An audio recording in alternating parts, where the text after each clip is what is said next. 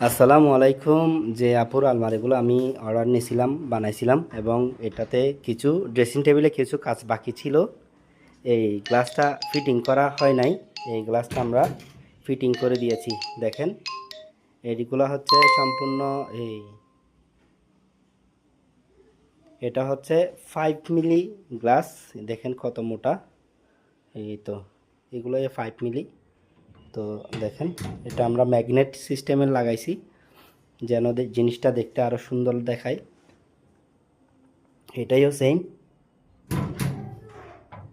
তো